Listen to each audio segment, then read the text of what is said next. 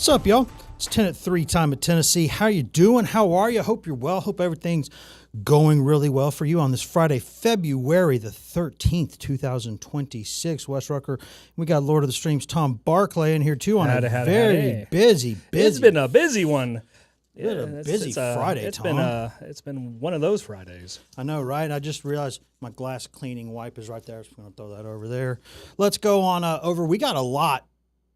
Yeah, you got a lot of things to cover today, so we'll try to fit all of that in the 55 minutes we got here. Yes. First things first here, of course, I guess we will get over to we could take a quick dip over there to just across town, a couple miles away there in Knox Chancery Court. Yep, we're in Chancery Court. You can see right in there right now where Joey Aguilar and the NCAA are in their matching wits, going tit for tat, going blow for blow in there.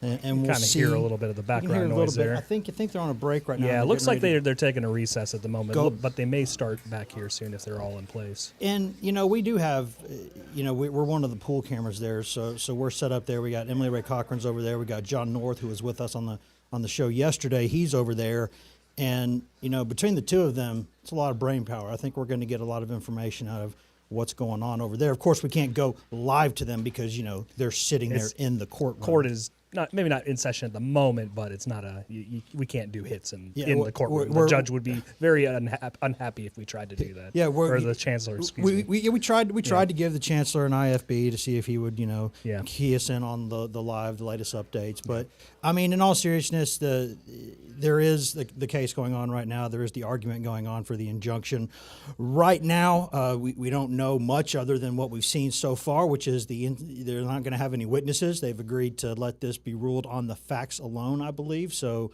there's some questioning going on between both legal teams as well as the chancellor, obviously, and you can see both arguments kind of taking shape. You can see that Aguilar's trying and his team are showing, hey, this is how we believe exactly this is wrong. This is how we believe exactly how he would be harmed by this. We've shown financially. We've shown not just financially for now, but for the future with NFL opportunities. Mm-hmm. They've started to put their case forward, and you've seen some pushback on the NCAA and from the chancellor on a couple of fair points, such as if this is one, what about the other 49 states? Because this has no connection to what's going on with Trinidad, Chambliss, and Ole Miss yesterday. That ruling, of course, Chambliss was granted an injunction, but and the NCAA can appeal on all those things. But that case was basically about classification of a medical red shirt.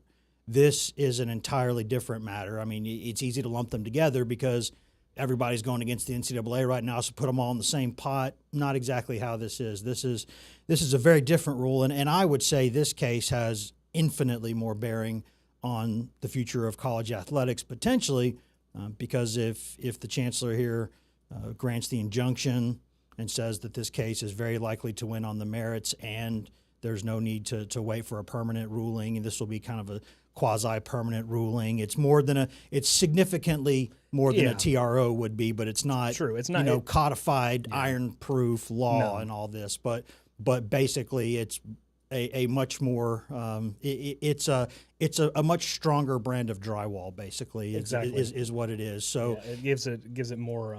It's not brick and mortar. More substance to the argument, depending on which way it goes. But it's a little thicker drywall in there, Yeah. So that's sort of how my really bad analogy of how I would describe it. But it's interesting because again we got to separate two things here.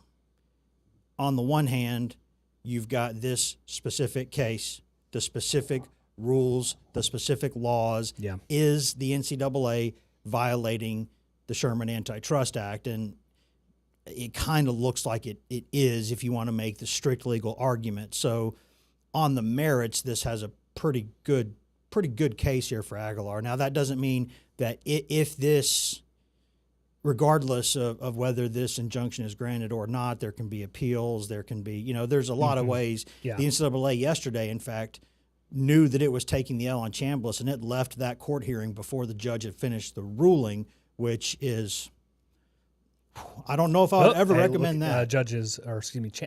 Chancellors walk back. Do we have to stand up here too? Is that the? I don't think we have to stand up necessarily. It's here we can pop that audio back up here. let's see what we got. I'll shush here for a second. Yeah, it looks like they're going to continue. Okay. Thank you, Your Honor.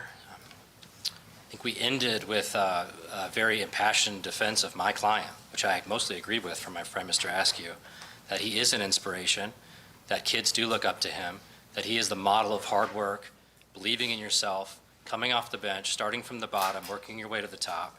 He is what makes college sports awesome. He's one of the best stories in college sports. He's an inspiration. He is an economic driver of the city of Knoxville.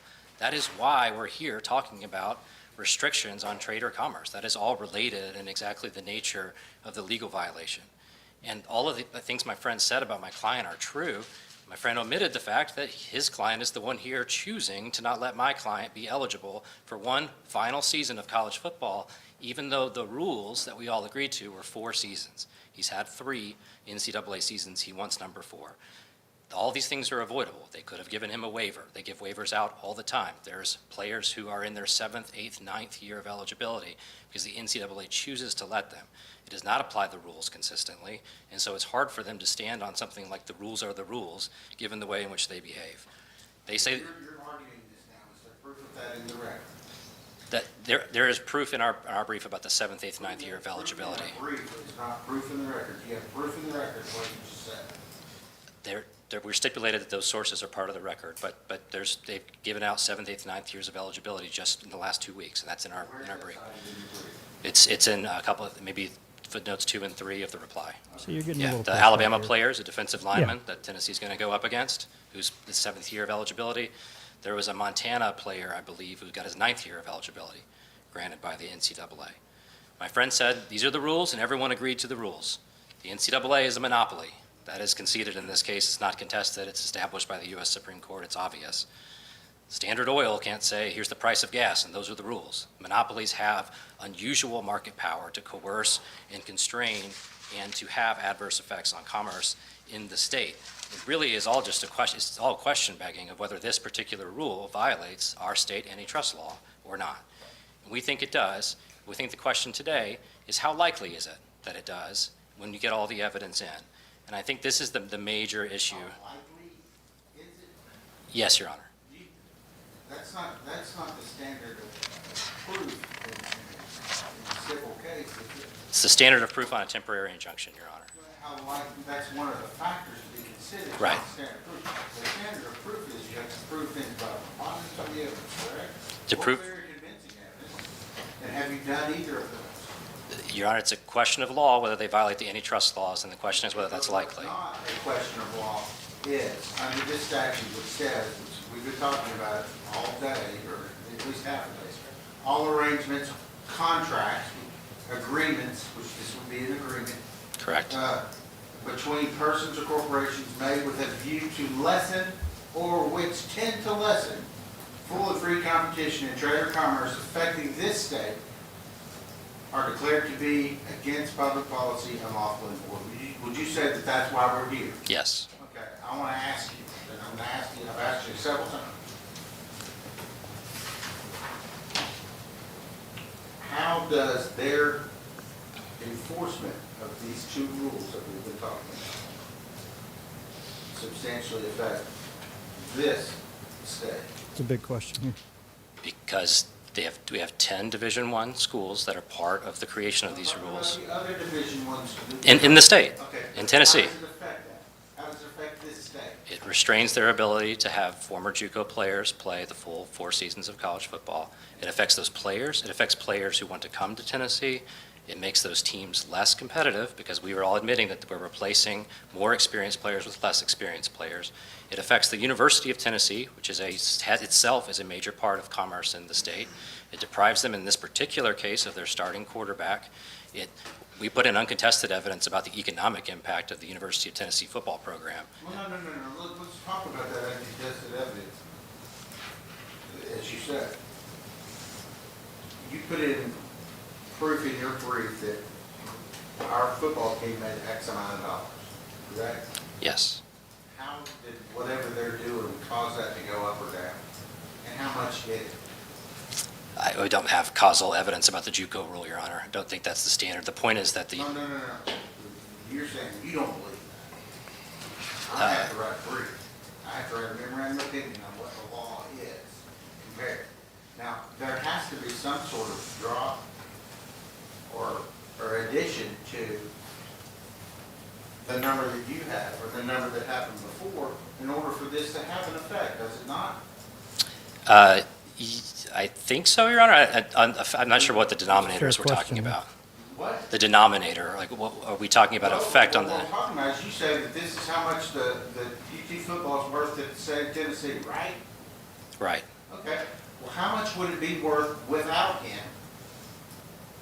Right. How much? I don't have the number. I think You would have to go. Right? no, that's a pretty tricky economic calculation to have I precise. can cut in there. I think Not that I know of. this question here. I think if I understand this correctly, you're going to have to show if the team is not good, how much impact does that have? Exactly. And you'd have to go back and look at years and judge for inflation based on the team's record, based on what the economic input would be in that, or economic. No, we know that 2025. But where here's the there was no thing: JUCO rule and as Mr. we Aguilar know, was playing, was the Tennessee best fans ever. show up. But that's all Yes, we have. they And do. that's the They, thing. they do Tennessee- either way. But I mean, Exactly. when you see October, November crowds when things are going well and they're not, it's a little different. Of course, you could also say these guys are bad right now, so I have to have a couple more beers per game, which would be more Yeah. money. But I mean, in all seriousness, you do see. I do think that you can have a measurable impact on that. I don't know what it would be, but I do strongly suspect. And that's the Multiple effects, thing. Your Honor. That's with the burden of proof, and when we're talking about any sort of court system here, they're going to want And I don't hard wanna say evidence, that I have to you know, prove that like the value of written in Tennessee stone kind of football is things. tied to the And Without that, then it doesn't rise to that burden of proof. They're Right. going to You have to have a rightfully sub- question it. And You have to have a and I'd be substan- interested to under hear the from statute, John under the Freeman North case, you have to have a later, substantial effect on because interest. I think this gets to There's a if you're conceit making to an the $1 million argument, that is not going if to you're be making an used argument in Tennessee because that of this JUCO. this is not just in terms of fairness to the young man, but to the community writ large, right? And to the state, which is this is nominally what a chancery, the state level court. So you're having to show the impact that it would have. That's how you're cutting into the Sherman thing. That's how you're cutting into the antitrust. Antitrust, That's how. exactly. Now it's only part of it because the eligibility also would fall within that. But when you try to broaden this out, I don't know if I think you're. Again, I don't want to speak for people here because this is not what I was trained to do. This is not. I am not. I don't think not anyone in any way. I don't think anyone has quite seen a case. I mean, honestly, I did these not. cases haven't. Com these are new. law Yeah. was the last law Yeah. course that I took in college, and you know what? I got an A in that class automatically because Yeah. I helped the teacher edit his book. He wrote the text. He wrote the I textbook. guess that's one way of doing it. I He took wrote common law he, too. he We all wrote did, he wrote the you know? textbook. Yeah. Like he really did write the textbook that a lot of people around the country use. And he was coming out with the new edition of the book, and I found like a handful of typos in the book, and he was like, "You get an A." So this is so again. I'm prefacing that in all no one honesty. in this room right now is at Correct. all a legal expert. here. Correct. Specifically in a chancery court setting, which is a kind of a unique situation. Typically, these work through the district courts. I mean, chancery is one of those steps on the way to the Supreme Court, but Correct. And so yeah. if I'm sitting here and this is I'm John Madden on a telestrator, I'm circling the lawyer over here on the left and saying, Yeah. see this guy over here? Yeah. He wasn't expecting this question from that guy over there, and he did not have all the answers ready for that answer. You know, because he clearly it's a good lawyer if he was not expecting maybe that specific kind of pushback in this case. So but again, that's why you pay attorneys. They got to be able to think on their feet. They got to be able to take questions that they don't necessarily have the answer to, and not perjure, not lie, and find their way to talk around these things. And that's what you do. But I think I've seen enough today that at least the ruling is the important thing, right? for sure. But you're seeing behind the bench here a fair amount of pushback throughout the day in terms of you can see the tone of this chancellor here is like this might be particularly skeptical on the claims being made that this is going to impact the economy of the state, Correct. And universities. And so I think you're at least seeing on the front end of this anyway, you're seeing some impressive judicial due diligence on this, because I do think, again, I still think he's got a pretty good case, but I say that as someone who's separating the two things. is this specific case and what is this specific ruling versus what impact does this have on college sports going forward. And I don't know if that's necessarily this judge's job to adjudicate, right? But it's also their job to grill in both cases. They're grilling both sides of this, this argument. You know what I mean? I agree. I guess let me see if I can rephrase that. I'm trying to say that I don't think it's necessarily this judge's. It's in the main purview to think about the impact it would have moving forward, because you're judging a specific case. Was this party wronged? Was this party not wronged? But I think in the back of your mind, I don't know how, especially this judge admitted he is a football fan. He takes his children to Tennessee games. That's what they do. And so he probably has some sort of a vague notion of the impact this would have moving forward, not just in this case, but throughout college sports. Now, you could argue, and I think it's a fair argument, that from a Tennessee point of view, I've never been a big believer of, well, somebody else is going to do it, so I'm just going to do it first. Not the firmest moral ground to stand on, right? But in this kind of cutthroat world of college athletics, I understand it. I don't necessarily condone it. I do understand it. I think there's a difference in those two things, because this is eventually almost certainly going to happen somewhere. Mm-hmm. And whether it is here or somewhere else. Now, does that absolve Tennessee of potentially throwing another major wrench into college sports? No, just like it did with the Nico thing, because somebody else was going to do it somewhere at some point. Doesn't mean that you had to be the one to go to court there and do that. What you did was you were thinking about yourself and your team and fighting for your team in the short term. And it may have opened up some things long term that aren't great. But this is, again, why this is not a simple thing. And I'm not going to sit here and try to produce some 30-second, 60-second, 90-second soundbite telling you this is exactly what's wrong or exactly why it's right.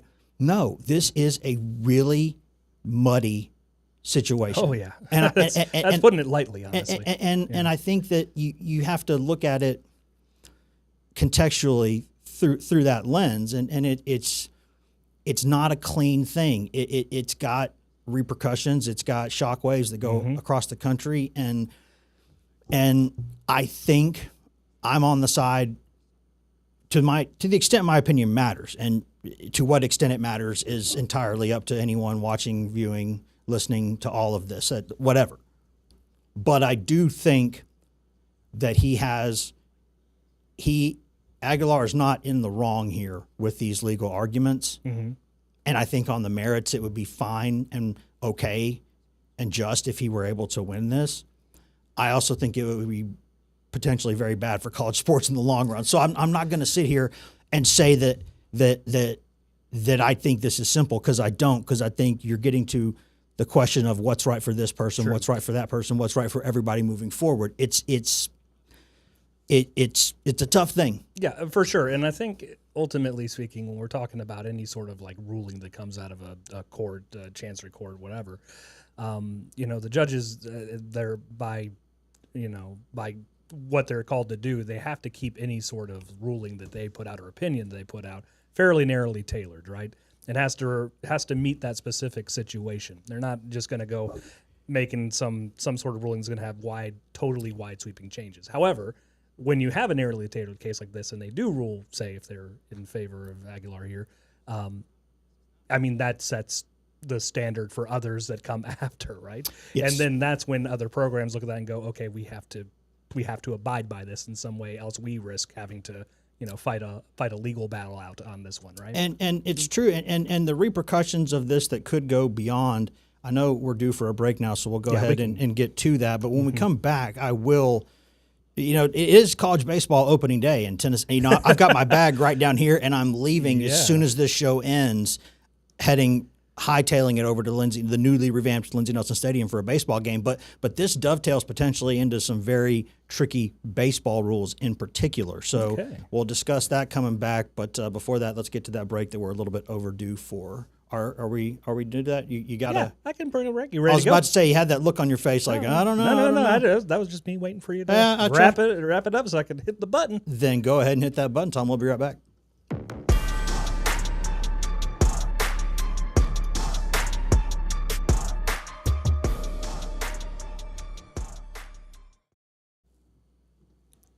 Yeah, this is a fascinating situation we're watching unfold. And it's so wild because the things that were on. Let's just think about the things that are going on today in Vol land. Right. Kelly Harper came back last night as a coach. I was all excited to talk to you about that. And War one. The Lady Vols put a whooping. They gave Kelly what for coming back? I was about to say you win some, you lose some. But in this case, you really win some and you really lose some. That was putting old coach in a headlock and giving a little what for. So you had that going on. I cut earlier today a Rick Barnes thought that I just don't think there's any chance we're going to be able to get to now, talking about the LSU game tomorrow night. Big game coming in, talk about Nate Ament doing well, Jalen Carey struggles, a bunch of that stuff going on. It's baseball opening day. Softball has already played today, and this case in here that's going on in the background here is one that could potentially have huge ramifications. Huge ramifications on also particularly the sport I'm about to talk about in a minute, which is baseball. And by the way, we're going to have a little bit of a weather update later on too. Yeah, so Cassie will be joining us in. I'm glad that we're able to do that. We're going to try to do that on Fridays during the spring sports season, especially because if you're going to Tennessee softball or baseball this weekend, here's what the weather is, and then obviously during football season we'll do that too on Fridays. 30 seconds for sure, and we'll have our just incredible weather team come in here and give us some good stuff on, if this game, this is the kind of jacket you need to bring, because that's important. It is. And especially on a Friday night. Because I can pack as many jackets as I want, but if you're not media, you got to put it all in a tiny clear bag and you got to wear it basically. So you got to know what you got to wear. You're limited space in those clear plastic bags. That's what I'm saying. We're going to try to help you with that.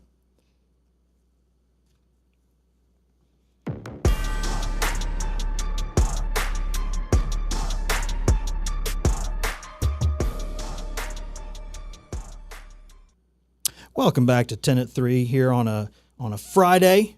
Friday, what day we got again? Friday, February the 13th. Not quite the Ides of February. It better be Friday. Yeah, it's almost Valentine's Day too. So. Yeah, and that's oh boy, a little behind. Are you on ready that. this weekend? No, not at all. And I'm leaving from here to go directly to a baseball game. We'll be working pretty much all night on that. So we're gonna figure that one out tonight or in the morning. Might be a nice handmade Valentine's Day. I might be really screwing up Valentine's Day here. I gotta get it together. Best of luck to you. She's 6 months pregnant, Wes. Get it together. Get it together, man. It's been a busy week. There's lots going on. Yeah. The plumbing still is not sorted. We got stuff going on. But there's stuff going on, obviously, in Tennessee land, too. And with this being the start of college baseball season today, when I think about things like this situation here with Aguilar, and I think about the situation, this would have been in particularly problematic if Charles Bediaco had won his case. But baseball has a lot of people, a lot of players who leave early but never play Major League Baseball. Now, if they've left voluntarily, right, that's one thing. If they've left and said, I am declaring for the Major League Baseball draft, and they get drafted, they would fall under what I think is probably you could call the Bediaco corollary, right? Like they're in that situation where they didn't win that case, so they're probably not able to come back. However, a lot of, and I mean a lot, of college baseball players come from JUCO, and they do that for many reasons. JUCO baseball is very, very good, first off. Secondly, out of high school, you can go to a JUCO out of high school, and you can get drafted whenever you want. If you go from high school to a Division I college, you have to play 3 seasons or be 21 years old by a draft date, by a cutoff date, or you cannot be in the draft. So when you're committing, and they do this because if you didn't do this, it would be chaos. But I got to tell you, someone's going to challenge that at some point too, and that's going to be a problem when that comes down the pike. and it's 100% coming at some point. That's another topic for another day. But right now the rules are, so basically you can go to JUCO and you can get drafted whenever you want. But if you're a high school senior, you can get drafted. But if you go to high school, 3 years. Yep. And so, but what you can do is go to a Division I college, then go down to a JUCO and get drafted after 2 years. There have been cases of people doing that. It's not incredibly common, but it does happen. But what happens there is if you go look across, just take a cross section of like the SEC, to say nothing of all the other conferences. In the SEC, where you would imagine there's a few more guys that come directly from high school in that because they're able to get the best of the best and all these things. Even they have a significant chunk of JUCO players. And if JUCO seasons don't count now, you will have a mess of players in their mid-20s who played in JUCO for at least one season, finished their career in college, did not play professionally, or did not get drafted, played professionally, but they didn't willingly leave. They thought they were out of eligibility, and they left, which is a completely different argument.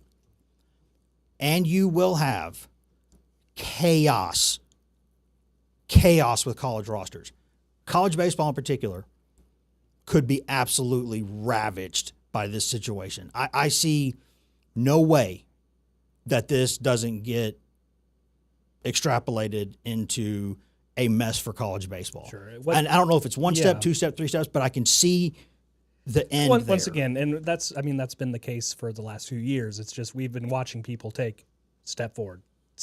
It's like it inches forward ever so closer to, just this kind of complete reworking of college sports altogether, right? Right. And like, period. And if you think about it, so you've got guys, they come to JUCO 2 seasons, then they play 2 seasons at Tennessee. Then in the 20-round draft, they don't get drafted.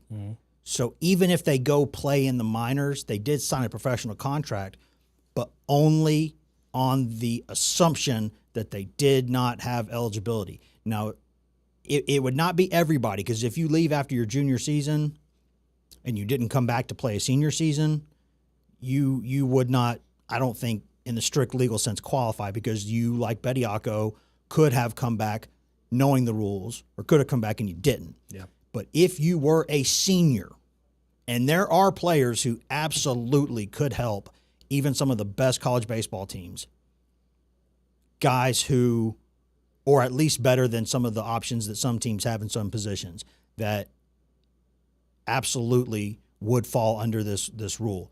They absolutely would say, legally speaking, I didn't get drafted. I obviously would have come back to another year of college if I thought that was an option, but I don't think that it was. It's a very confusing set of options they've got there, actually. And yes, and so you can see very quickly, like it's part of this job, I think, is you look at not only, it's not only what's going on in front of me. It's if I say X, what's Y? If I say 1, what's 2? If I say 1, 2, and 3, what's 4, 5, and 6? And if Aguilar wins this case, some sports in particular, I would say, and also, to a much smaller extent, basketball, you'd see a few guys here and there. It does happen, not often, but it does. Baseball in particular, and maybe softball. Yeah. Because softball doesn't really, they now have pro leagues, but it's very small and not a lot of people play in it. So you may have a lot of instances there too where, hey, I graduated 2 years ago. I would have loved to have played 2 more years of college softball, but I couldn't, and it wasn't a rule. So I'm sitting here, working at this investment firm or whatever I'm doing, and I'm still in shape. I want to come back here and play college softball for another couple of years. I can get some NIL cash. Hey, I want to do this. So that's how confusing all of this gets, and that's why I'm saying I don't think it's the job. I don't think it's the job of these people necessarily to care about what's going on moving forward. But I do think it has to at least go into your mind a little bit. Yeah. And that's why, again, I am very, very happy that I am not a judge. Let's see here. I'm getting a couple messages. What's going on here? I see there was a movement in the courtroom there in the Chancery Court. They're all up, and the chancellor walked out there. So I think there is a chance. And again, you'll have to excuse me on this because we're going live while all of this is happening. So we're getting news essentially as you're getting it. Basically, is what we're doing. They're all kind of filing out now. So I think whatever's happened, it looks like we're maybe done for the day here. And I think that's true. I think what I heard earlier here is there will be no ruling from the bench. Okay, that makes sense. Now the TRO has been extended until an opinion has been reached and released. So the Judge Hagerty is going to go out there. It's done for the day. Gonna go home for the weekend. A lot. I mean, there's going to be so much to mull over here. And once again, that's what I was saying. They're going to grill this on both sides here. They're going to look at the arguments both have here and try to come to some sort of conclusion or opinion on this very murky situation. And I will say, again, the ruling is the important thing. But after you saw some of the odd behavior in the courtroom in Mississippi yesterday, with some emotions from the judge and some really that does get a bit odd. When you start seeing the judge emoting out there, it's a little bit different. And if I can be honest here for a second, as someone who is a very proud Southerner, I'm just going to come out and say it. As a proud Southerner, it's things like that yesterday that caused people to say some of the things they say about people from our part of the world. And that when I see these things, I'm just being on. I'm full candor, full disclosure. Sure. I wince because it's like, you're part of the reason why people think this about all of us, and it's not. And on a happier note, I think what you've seen from the judge in this case, at least on the front end, where his feet is cut is professionalism. You have seen a judge who has asked some very sharp questions of both sides, a judge who has, despite what you could very clearly argue, and the NCAA did this. The NCAA before the hearing even started, the NCAA was saying, "Oh, we're right in Big Orange country here." They were putting their thumb on the scale right quick. And I was thinking, boy, if the judge sees this before you get started, that's not going to put him in a good mood. Probably not. But we said the things, and I'm not taking them back. I said the things I said about the Bediako case because in that specific case, there was donations made to the university. He was paid by the university to speak there and give some guest lectures and things, and his wife was representing a former player from that program in a very serious, murder case. So, and that was happening all at the same time. Okay. And so in that specific case, I said, okay, there's a certain extent of local judiciary stuff that it's just really hard to avoid someone who's got a connection to somebody somewhere.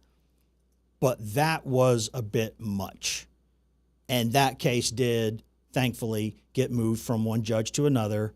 And I don't know if that impacted the ruling. We'll never know. Maybe the same judge would have said the same thing. But that judge making a ruling either way was going to be an issue.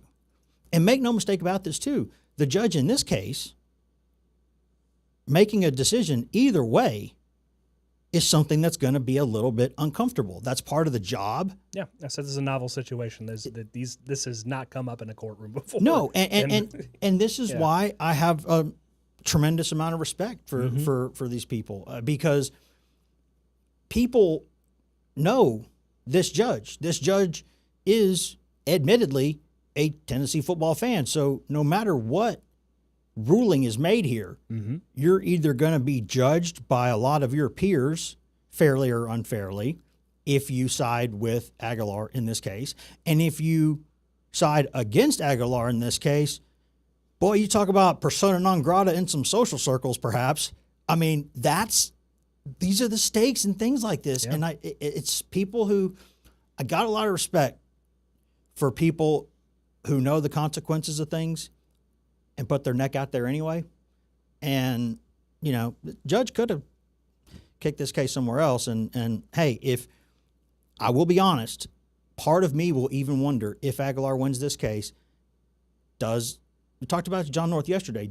Does the judge's connections to Tennessee Get called into impact question. this, and would that impact the appeals process? Now, what I think is the judge, and I think what you're seeing here, again, would love to have John North in here, but We will, but he's out there right now. He's out there right he's now. trying to wrap it up. But so I, we get but into I know the shows tonight. I know enough to know this: judges who know that a case has a really good chance of being appealed will go out of their way to be as meticulous as possible to shrink the possible reasons for an appeal being successful, because no judge wants to make a ruling and then have another judge overrule them above them, right? Like, think about that. Nobody in any form of professional life or personal life wants that to happen. You never want to make a decision as a figure of authority and then have someone above you go, nope, you're wrong. That's awkward. Nobody likes that. So Fair.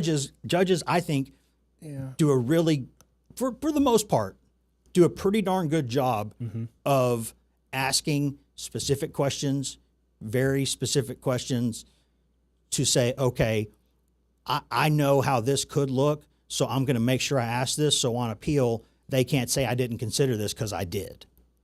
That's the kind of, I mean, again, all a personal opinion here, but I think I have a sneaking suspicion that good friend of the show, John North, would agree with me on this. I think he would. I don't know that he would. I think we can that ask he him. would. Maybe bring him, And you know, Monday or Tuesday. One of the maybe have to now. And you know, one of the things that I love the most about that guy is he would step right into this room right now, and if he did not agree with me, he would not hold back, and he would say that I just said something really dumb. I mean, and that's what I love about it. He would sit right there. If he told me to my face that that's dumb, I would be like, "You're absolutely right." He would sit right there. He would sit right there and go, "Hey, whippersnapper over here. Do you know who I am? And when I say something, it means something. Like, look at my resume. Look at all these awards I have that I never talk about. Sure. Look at how much I've done across the country with reporting. I mean, he's an absolute superstar. We're so lucky to have him here." And he would come in here and say, "Nope, that's dumb." I love that. I love that because I think, again, I'm happy that the judge didn't just make this like a good old, episode of Hee Haw, basically, where we're all laughing and, hey, NCAA's in here in unfriendly territory, because I got strong vibes of that yesterday. I watch, it's this judges and judges, chancellors, all the court officials essentially. They're very stern folks for the most part, and they have this kind of like, I don't know, like intent behind. You can feel that they're trying to exert a little bit of pressure maybe on the other side of the bench. But in all cases, I feel like they're ultimately being fair, and they're trying to consider all angles of the case as it stands, based on what they know at least. I just like to see, after what we saw yesterday, I like to see a judge who, and again, I say this before we go to break, I'll say this. I think there's always a chance that because we're doing a show live right now, this is one of the beauty, it's the beauty and the curse of live broadcasting, right? Is that something incredibly important could have happened over there, and the judge could have made a fool of himself, and I didn't see it. And what I saw, I liked, and I'm sitting here talking about how good it was. And then you go on social media, and somebody else goes, "Did you miss these 10 other things?" Once again, this is why we need John North in here. This was why I was watching. Intimate knowledge of pretty much every one of these judges and chancellors out there. While I was watching, it seemed like I was impressed with the professionalism. So again, we'll see. But speaking of professionals, we're going to have a professional in here in just a minute after we step away from break. We're going to have our own Cassie Nall come in here and talk to us about some weather, because Tennessee baseball opens really in about an hour, less than an hour. First pitch, 4:30 today, 1 o'clock tomorrow, 1 o'clock Sunday. Sure. Let's talk about what we could see with that. If you're taking, what kind of jacket do you want to take over there to Lindsey Nelson Stadium? We'll find out. We will discuss that in just a second. Be right back here on 10 and 3.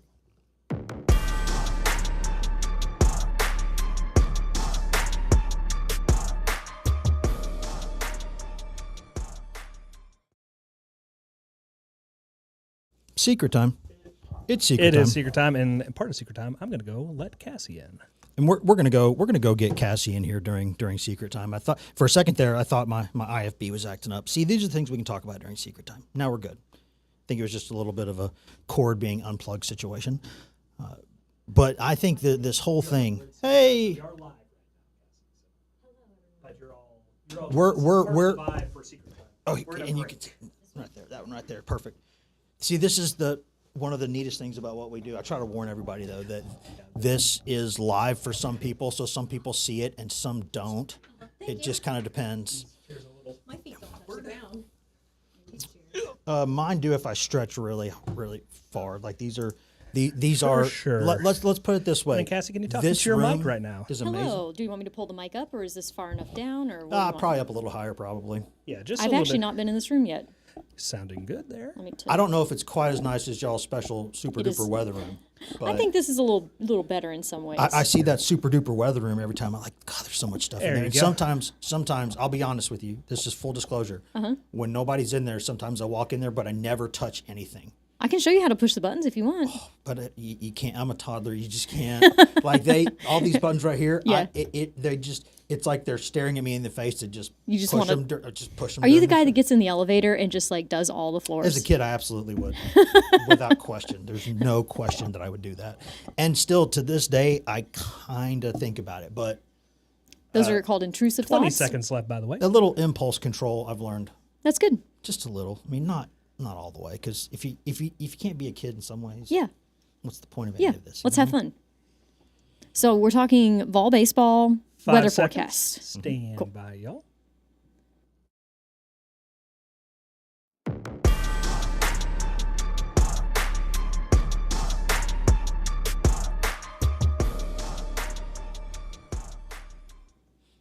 Welcome back to 10 at 3, Wes Rucker with Tom Barclay in here. And because I did not, I've spent the first 40 minutes trying to act like I know something about legal things when Yeah. I know Yeah, we were very, both very little. pretending to be John North, but no one can. And listen, can if do I'm such going a to sit thing. here and pretend to be, Yeah. I'm not going to pretend to be two things during a show. If I want to pretend to be a legal analysis expert, then I'm not going to pretend to be a weather expert. It's Okay. all in the same hour, because that, even for me, that's a bit rich. That's too many hats. Yes, we do have our own Cassie Nolan here. Cassie, how you doing? Hi, I'm great. How are you? Doing great. I love that we're going to be able to do this now on Fridays going into. It's really, really fun for baseball, softball season, especially because, people got these little clear bags. I can bring whatever jackets I want to the press box. I could bring 10 bags. Yeah. But most people getting into the stadium, there's restrictions on what they can bring in. So what kind of jacket they're bringing, especially early in baseball or softball season, that matters quite a bit, right? Yes. Because things can go, obviously It can change a lot. a lot very quickly. And it's been really interesting because it, had been very unseasonably cold. Mm-hmm. Then was very unseasonably warm for a little bit. What's going on this weekend? Is it closer to normal? Well, temperature-wise, yes. And today is a beautiful day for that first pitch of their first game. Looking really at looking forward to Smoky that. Stadium, or excuse me, Covenant Park right now. Oh, yeah, just- and look at the ju- sunshine. And just a Beautiful mile, and out just there a right mile, the not even a sprinklers mile on? down the Look road at from that. there is where the baseball, Yeah. where Tennessee will play today. So it's We can look out at Beautiful. there. It is beautiful. It's like perfect, I think. It Goldilocks is. weather, mid-50s. nice. Yeah, I'm going to call it that. Although as we go throughout the innings, it is going to start to cool off. Tonight's our first 6:15 p.m. sunset, so you got a little while longer than you did yesterday to get to enjoy that sunshine. But that's your baseball forecast for tonight. You'll probably, if you don't need the light jacket now, I would definitely take one with you this evening because those temperatures will cool off quickly once the sun goes down. We do have northeasterly winds that are a little gusty, so we'll see if that affects any of the pop flies. A little breezy. And, that's in that stadium in particular.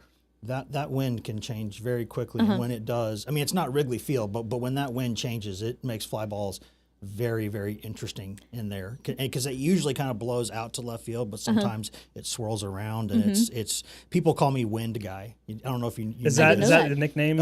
in the West Wind Guy Rucker? among the Tennessee baseball media, I am often I think in a mocking way described as Wind Guy, because I always get there and I look at the flags before the game and I always mention this is what it looks like the wind's doing today. Yeah. Because in baseball that matters quite a bit. Balls are in the air for 3 hours, right? You want to Yeah. know what they're going to do. Yeah. That's also the old baseball player in me looking up to that stuff before every game. I mean, true. You've got the experience in that realm. And it, and then because the ball can fly out of that park or it can come in and be a different one. So, but if I'm leaving, this is just for me personally, I might not be able to leave until like 11, 12, depending on what I got to write from the game today. So are we going to be down below freezing by that point? We're going to get down to around freezing overnight, so it won't be at 11, but it will be by tomorrow morning. It will be chilly when you leave tonight. And so, and then I guess for the 1 o'clock temporary. They've been set for 1 o'clock, I Okay. guess, on Saturday and Sunday. So is it anything coming in this weekend that we need to be worried about?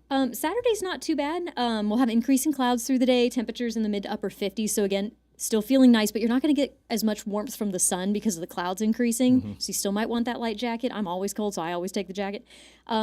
We will have some light sprinkles maybe later in the afternoon. That'll be all we get on Saturday. Sunday, though, right now looks very wet. 90%. That's, Yeah. So basically, this means if you've got a ticket for Sunday, you need to again head on a swivel an eye on always it. because For sure. And again, I'm not.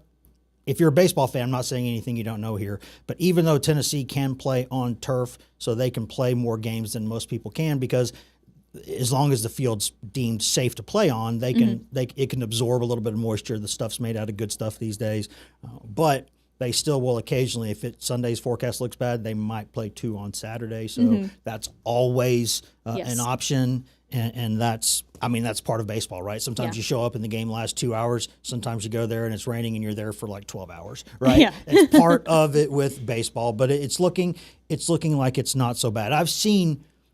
I think we've all seen mid-February weather around here that's worse. Oh, Oh 100%. yes, and Cassie and I know Yes, know we- for sure. It can be a mess here, but I think on know. Saturday's going to be your better day for the 2 games. Sunday is going to be pretty soggy, but as of now, we don't expect thunder.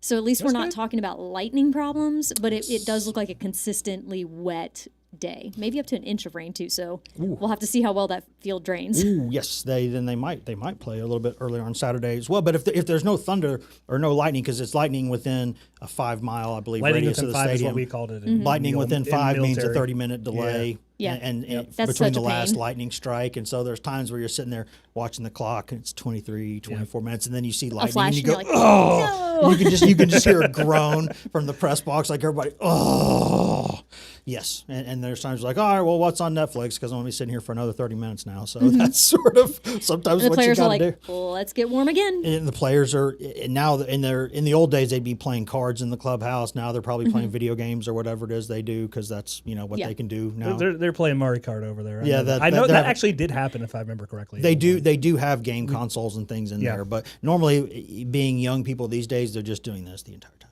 Yep. Probably, yeah. That's what they're doing most. Posting on social. But that's again, I love that we're going to be able to have this feature on Fridays now because, and during football season, obviously big deal too.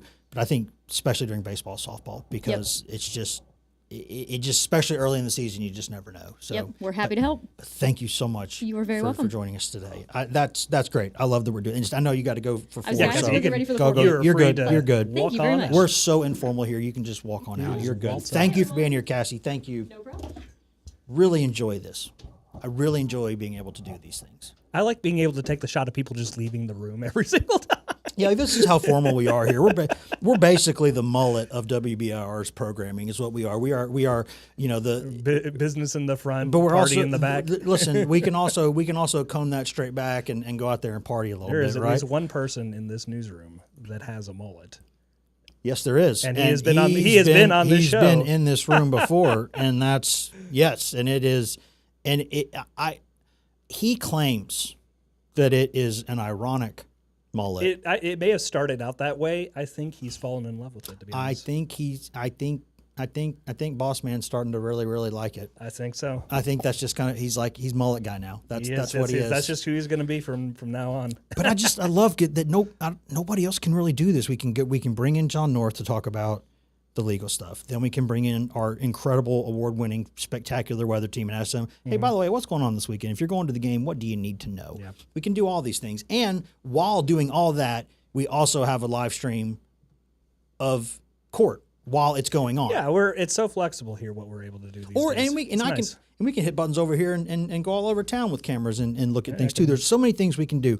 But listen, I think the important thing to note here is that I am sorry that we were not able to get to basketball talk today because there is. I mean, if you got 3 minutes, you can hit the major point. I mean, we did. Okay, mention let's it. see here. Yeah. Cliff Notes version. Last Cliff night, Notes. Kelly Harper comes back to Knoxville, Yeah. gets what for by Kim and Just the Lady Vols. absolutely like a reverse of what happened the previous game for the Just Lady Vols. just short of a hundo, and again, Yep. and Mizzou's building that program and Mm-hmm. dealing with a lot of injuries right now. But obviously, the Lady Vols did not have the Paldo show, or at least half of the Paldo show going on Yeah. with an injury there. So took care of business. That was one that, boy, that was a big old claymore they could have stepped on and they didn't. And it was the best way to go about it, honestly, to prove otherwise. Yes. I guess. That thing was face toward enemy and locked and loaded, and they sidestepped it, thankfully, or leapfrogged it. Whatever they did, they didn't step on it, and that was important. And then for basketball,